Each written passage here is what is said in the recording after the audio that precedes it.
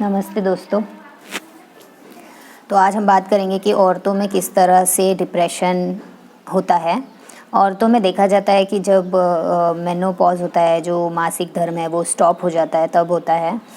Delivery के बाद भी उनको डिप्रेशन आता है और कई बार क्या होता है, उनको ऐसी लो फीलिंग आती है। बच्चा होने के बाद भी उनको शारीरिक पीड़ा के कारण ऐसा खुशी नहीं होता है। बच्चों के बर्थ के बाद वो सैड रहते हैं, दुखी रहते हैं, चिंता में रहते हैं।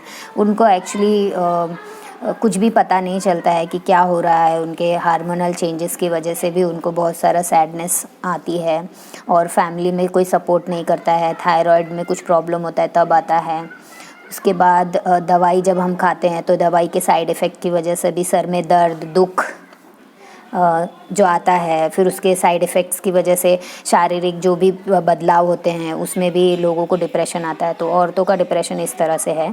मर्दों के अंदर डिप्रेशन तब आता है जब वो फाइनेंशियली वीक हो जाते हैं, यानी जब उनको ये पता लगता है कि उनके हाथ में जॉब नहीं है या उनके घर में कोई बीमार है और उनका पैसा जो है बीमारी के इलाज में जा रहा है, तब उनको डिप्रेशन आता है।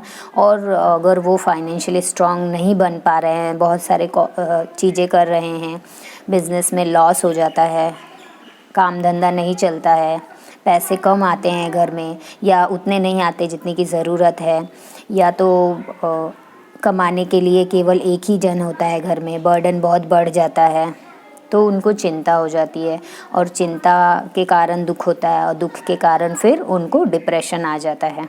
ये औरतों की बात हुई।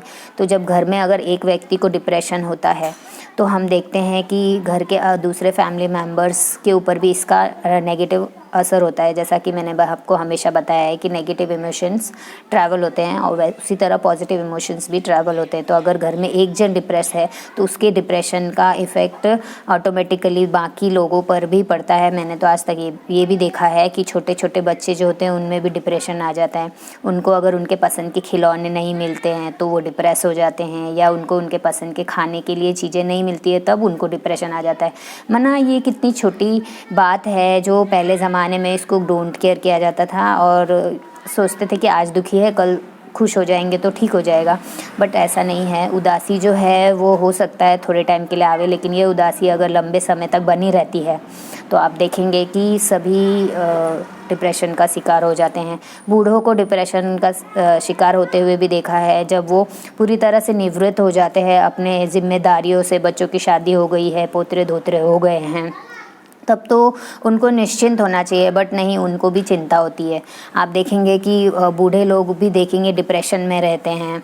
उनको अपने पास्ट का सोच सोच के दुख होता है कि भाई वो जो करना चाहते थे वो उन्होंने अब तक नहीं किया और उनकी पूरी ज़िंदगी चली गई।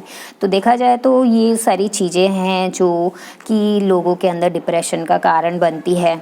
कई बार क्या होता है, हम अपने मन को मार के अपने फैमिली के लिए जीते हैं और वो सारी चीज़ें नहीं करते हैं जो हमें करना चाहिए था अपने लिए, स्व के लिए, खुद के लिए, वो नहीं करते हैं। फिर बुढ़ापे में वो सारी बातें सोच सोच कर कि भाई पूरी जीवन बिता दी लेकिन कुछ भी किया नहीं, जो मन की इच्छा थी वो पूरी नहीं की। बच्चों के चक्कर में या किसी और चीज़ के चक्कर में वो पास्ट का सोच सोच के उनको डिप्रेशन आता है।